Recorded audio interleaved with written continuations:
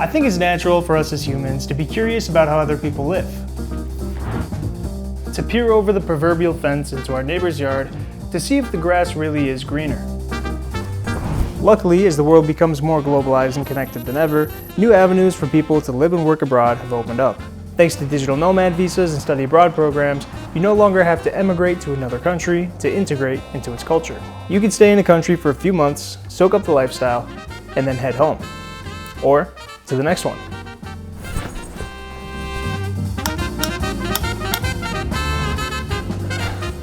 I've now lived in 3 different countries outside of the United States, and after each time spent abroad, I've come home with not only a deeper understanding of the countries I've moved to, but a better understanding of the United States.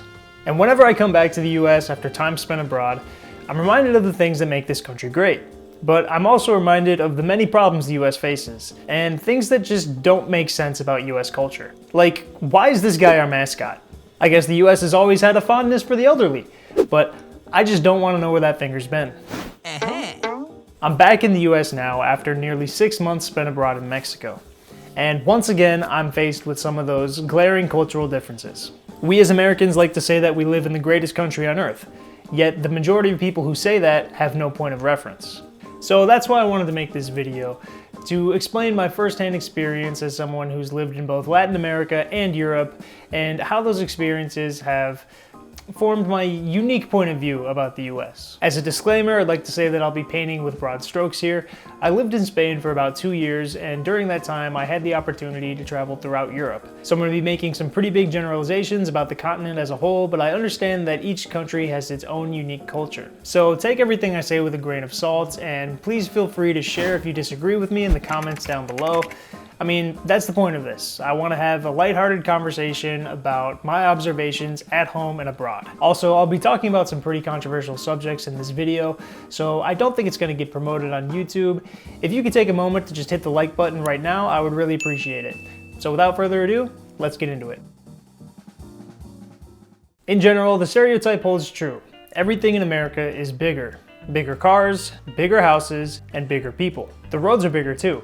As soon as you get out of the airport, when you touch down in the United States, you'll notice these huge 6-lane highways that we have here, which are really nice. The lanes are wide enough that you can pass cars without feeling like you're gonna die, and for the most part, they're free of excess debris and potholes. Well, unless you're in Detroit. The highways here aren't really twisty and turny either, so you have these long stretches where you can just sort of zone out and relax while driving. And there's these really nice rest stops on the side of the road with restaurants and free public restrooms. So compared to Latin American highways I've been on, the US highways are amazing. I didn't really use the highways in Europe that much because I could take high-speed trains to get between countries and cities, which is something the US is really far behind on. It's a good thing US roads are so nice because you definitely need a car to get around in the US. Everything is so far apart, and if you go to the downtown of any city, it kind of feels like a ghost town. It's mostly just office buildings and retail space. Everyone is actually living in the suburbs. Unfortunately, public transportation in the US is very limited or just goes unused outside of cities like New York, Chicago, or San Francisco. The public transportation in Europe was much better by every standard. When I was traveling through Germany, I could take a bus all the way to the suburbs. Even in the suburbs, there was little hubs of community where you could find things like grocery stores, schools, playgrounds, places for people to come together. Whereas in the US, the suburbs are basically just endless stretches of massive single-family homes and paved streets, with nothing in between them but more houses. Here at my parents' house, I have to drive 10 minutes to the nearest grocery store, which may not sound like much until you consider that I could walk 10 minutes to the nearest grocery store from my flat in Spain. And I didn't even have to go all the way to the grocery store. There was little mom and pop shops right around the corner where I could find whatever it was I was looking for.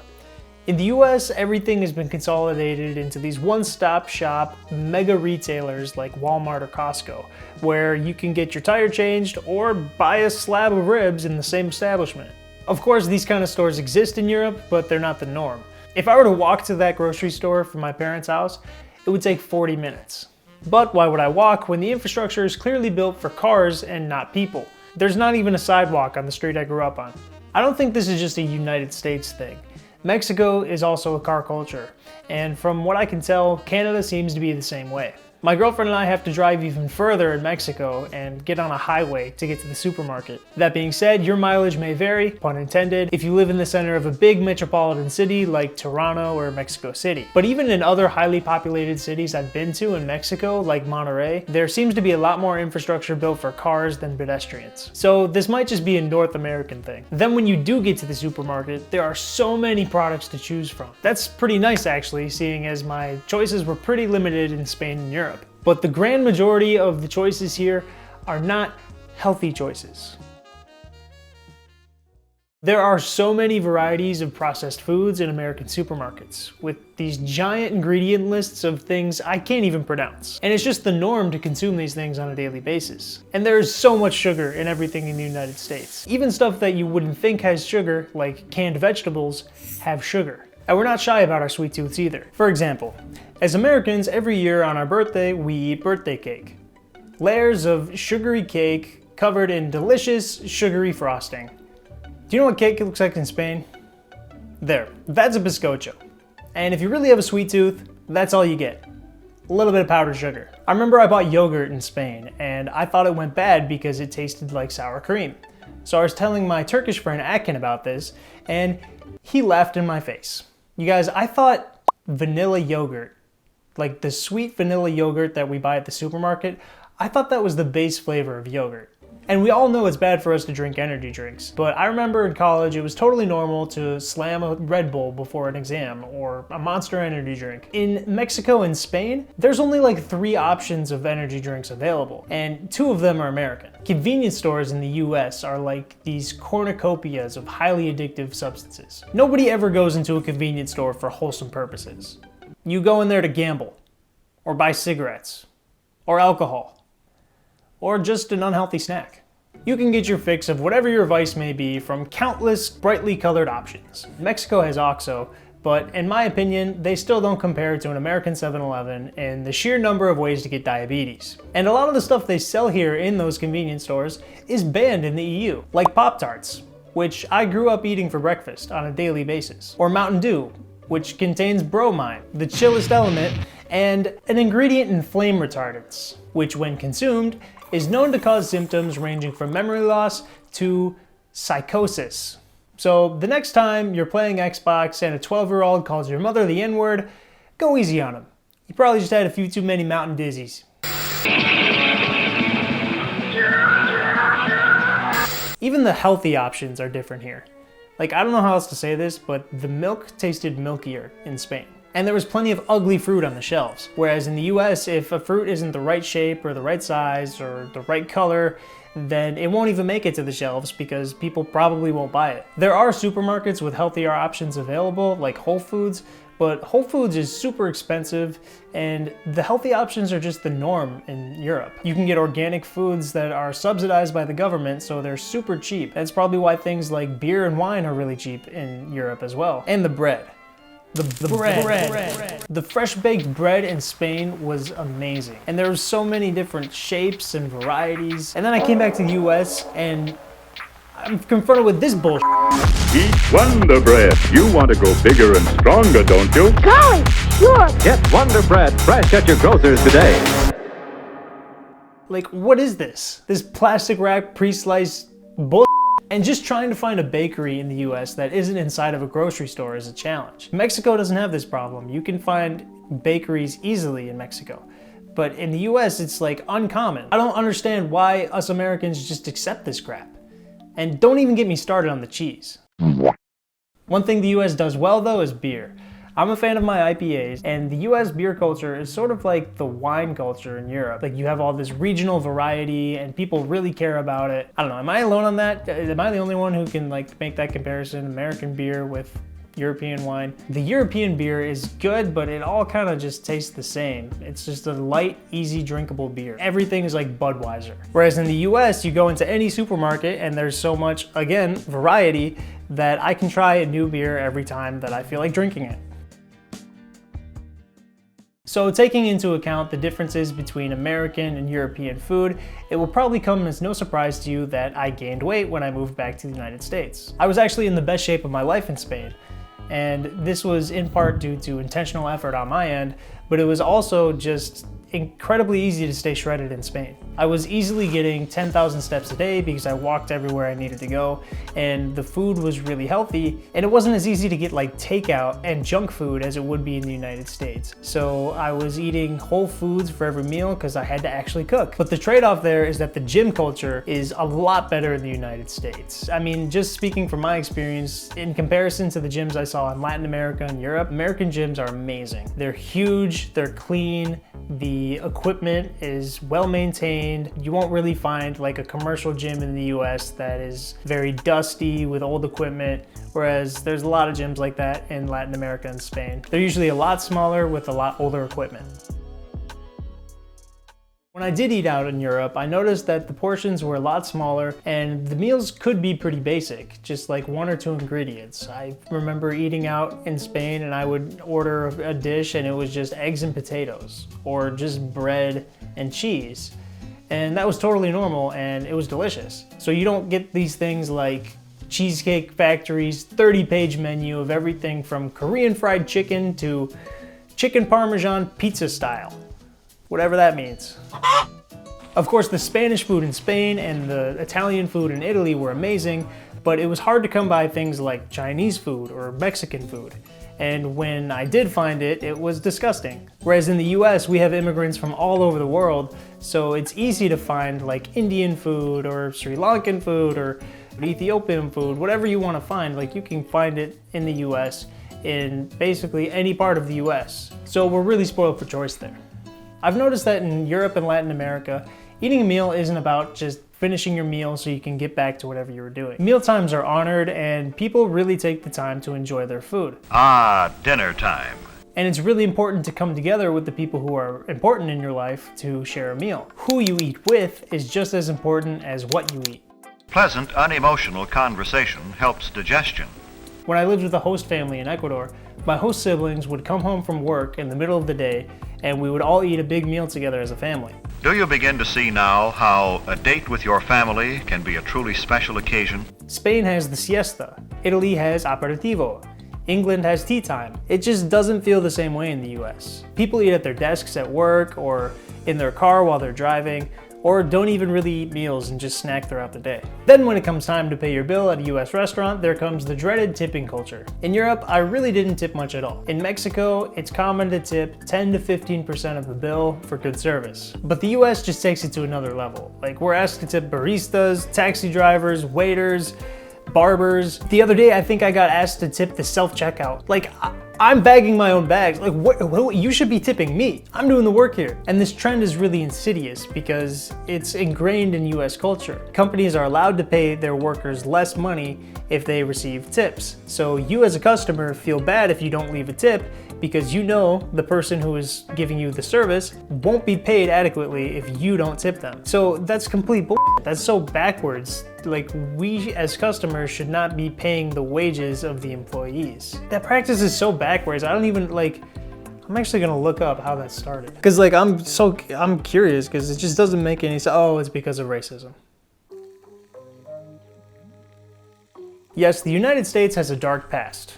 So does Europe, and they're not completely past it. But the US is haunted by its past and present in ways that make everyday life really hard to deal with. How deep is America's divide right now? The divides between Americans grew even sharper. Half of America thinks the other half's racist. Cancel culture. There are two genders. Critical race theory. I hear it from generations above me, and I've seen it with my own eyes.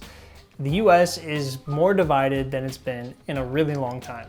Most people can't even agree on seemingly the most basic things, and everything has become politicized. Like, take the Super Bowl, for example, which is basically an American holiday. It's supposed to be a day for US citizens to come together to celebrate the things we love the most: beer, fried food, and men in tights slamming into each other. But instead it's become Travis and Taylor's plot to turn America gay.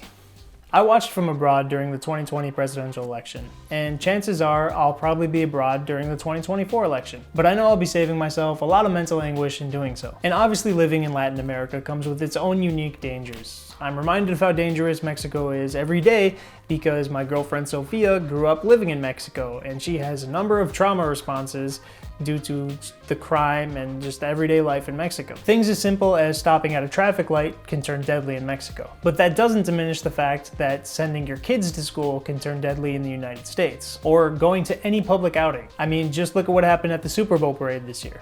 I couldn't count how many times people in Europe asked me if I owned a gun. It seems like Europeans have the impression that Americans just walk around strapped at all times. Guns. Lots of guns.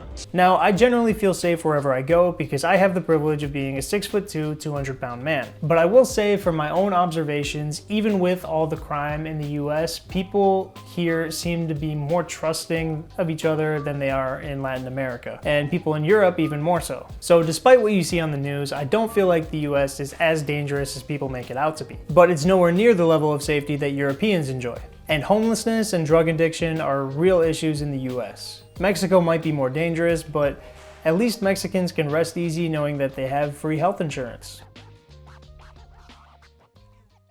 About 2 months into living in Spain, I got really sick. Like headaches, joint aches, cold sweats, and a fever sick. And I went to the doctor. Luckily, I was insured by my employer, even though I was only a part-time employee, and I was able to walk into the doctor's office, get a shot of penicillin in my and walk out with a prescription that only cost like €8 to fill. The same thing happened when I was living in Ecuador. I got sick, went to the hospital, got a prescription, was able to fill it without paying too much money, and eventually got better. In Ecuador, I didn't have any insurance. And you guessed it, the same thing happened recently in Mexico. I was feeling sick, so I went to a pharmacy, got a prescription, filled it for less than $25, and was on my way. And I don't have insurance. Are you seeing a trend here? Now, imagine the same scenario without insurance in the US. You visit the doctor and you pay up to $300 just for the consultation. Then he prescribes you 2 pills and you're paying about $100 just to get that prescription filled. It's a good thing you didn't need an ambulance because that would have cost $1,200 out of pocket. Even if you have health insurance, you can still end up paying a ton of money. I was paying about $100 a month for health insurance from my last employer, and that was the most basic plan. If something were to happen to me, like I got in an accident and needed care, I would have had to pay up to $2,000 out of pocket before that insurance kicked in. And included in this plan is a very generous 1 yearly wellness check. So I used it, but then I had to find a doctor who was within my network. Then once I found a doctor, they still tried to charge me. They sent me a bill for $250 for some lab tests that they ordered, but I shouldn't have been billed for that. It should have all been covered under the 1 yearly wellness check in my insurance. So after I told that to my doctor, you assumed the doctor was a male, didn't you? She told me that, oh, she made a mistake, she would take care of it, blah, blah, blah. So I didn't pay. And then the lab sent debt collectors after me. And all this for my free yearly wellness check. That whole fiasco just wouldn't be a thing in Europe or even Latin America. So health insurance in the US is While we're on the topic of ludicrously expensive things in the United States, let's talk about college tuition. I'm 5 years out of college, and I'm still 10 years away from paying off my student loan debt. And I went to a relatively inexpensive public university. If I were to have gone to a more expensive school, say Harvard, I would be $400,000 in the hole. You know how much college costs in Europe? Nothing. It's free. Or nearly nothing, because that's right, it's funded by the government. And you might say, why should taxpayers who don't go to college have to pay for those who do? And that's a fair argument, but I will counter with this. My university had a particle accelerator. Let's just do a quick Google search of how much a particle accelerator costs. Oh, $1 billion. Just a cool $1 billion. You see, I was a journalism major. Why was I paying the same in tuition as the students who were using the particle accelerator? Like, I used the library and maybe a computer lab. But that's the thing. We don't just pay for the classes that we take at US universities. Tuition is a flat rate across majors. So someone who studies education is going to pay the same as someone who studies astrophysics, even though the facilities that an education major would use would be much less expensive than the facilities that a astrophysics major would use. And I was also paying for a bunch of classes that I had to take to graduate that had nothing to do with my major. US liberal arts schools say that they do this to create well-rounded students. So you have English majors taking chemistry classes and pre-med students taking creative writing. But the point of college is to give us the training that we need to enter the workforce as skilled laborers. I don't want a well-rounded surgeon. I want an autistic savant. Can I say that? Will that get me canceled? Another stupid rule that some colleges have is that you have to live on campus for the first couple of years. So you end up paying a ton of money to live in a cement box with one roommate, a shared bathroom, and no kitchen. So you have to pay for a meal plan at the cafeteria. Students in Mexico and Europe save money by living with their parents while they're studying, or renting a cheap house or flat with roommates. Students in Europe and Mexico are also not paying thousands of dollars a year to fund their school's sports programs. College sports are huge in the US, and they're not even really a thing in Europe and Latin America. But college football and March Madness are so ingrained into US culture that students can end up paying thousands of dollars a year to fund the stadiums that they don't even step foot into, and scholarships for student athletes. I think the exorbitant prices of college in the US is why people who study things that aren't traditionally lucrative, like art or journalism, are almost looked down upon in the US. Like, the response they'll get is, "Oh, an art degree? What are you gonna do with that?" Whereas in Europe, it seemed like people were more willing to study the arts or whatever they want because they didn't have the threat of going deep into debt looming over them if they didn't make money. But maybe that's just my impression because most of my friends in Spain were art students. And maybe art students are the only ones willing to talk to a foreigner. Thinking back on my education in the US, I think in general there were a lot of gaps. Most of the history we learned in school seemed to be centered around US history, and even there was a lot of missing information. I remember when I was traveling through Belgium with some friends, we stopped at a random bar to get a drink one night. And I got into a conversation with the bartender, who was a polyglot who spoke the 3 languages they speak in Belgium: French, Dutch, and German, and English. And this random bartender knew more about US history than I did. Like, he was just listing off US presidents that I didn't even know existed. That one example demonstrates the overall impression I got in Europe that people there just seem to be more worldly and cultured than the average American. It's not uncommon for people in Europe to speak multiple languages and have a good sense of geography and world history. And even in Mexico, most college graduates need to have a certain level of English to be able to graduate. Americans suck at language learning, and geography, and world history. And I'm no exception to the rule. I mentioned my Turkish friend Akin earlier. Before living in Europe, I couldn't even point to Turkey on a map. For my American viewers out there, let's play a little game. Which one of these countries is Turkey? You have 5 seconds. Time's up, it's none of them. Turkey is over here. I don't know if being bad at geography is just part of the American genetic code, like wearing socks and sandals or using the imperial system, or if it's just something we're not taught in school. But to give us Yankees the benefit of the doubt, for my non-American viewers out there, let's play a game. Which one of these states is Arkansas?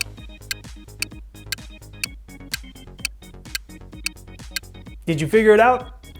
Because I can't. The average American really isn't concerned with history or politics outside of the US because most of the media we consume is based within the United States. And the US is so huge and isolated that most people aren't just taking trips to France and Germany just to visit. And those that do have to spend a ton of money and do a lot of planning. Whereas in Europe, it's very easy to visit other countries with distinct cultures.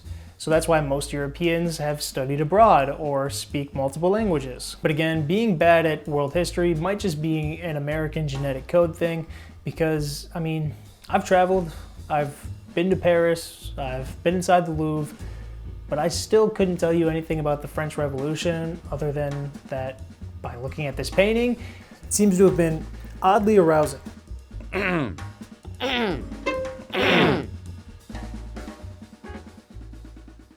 Another reason Americans aren't taking trips abroad is because they're too busy working. Americans are obsessed with work. When you meet an American, one of the first things they'll ask you is, what you do for work. I actively try not to do this in conversation with people, and it's like trying not to breathe. It's just natural for Americans to talk about work because it consumes most of our time. Americans work on average 1,811 hours a year. That's hundreds of hours more than most European nations, which equates to weeks more of work every year. And Americans pride themselves on this. We celebrate hustle culture and the grind set mindset. Part of the American dream is that with hard work and dedication, you'll be able to achieve whatever you want. For many, that means a 2-story home for their family with a white picket fence and dog crap in the yard. And by extension, a dog, hopefully. But the American dream also says that if you're not able to achieve this lifestyle, then it's your fault. Newsflash, there's a housing crisis in the US and most Americans are living paycheck to paycheck. Most salaried employees are working over 40 hours a week for no extra pay, because that's just part of the hustle culture. And many hourly employees work at companies with strict no overtime policies, so they have to clock out and head to their second job if they want to keep a roof over their head. The work-life balance in the US is way out of whack because employers basically have all the power. Most Americans get their health insurance or their 401k from their employer, so you need to be employed if you want to have medical coverage or a retirement account. And due to clever propaganda by US corporations, most unions are shunned or looked down upon. All unions work at is taking a cut out of my pay.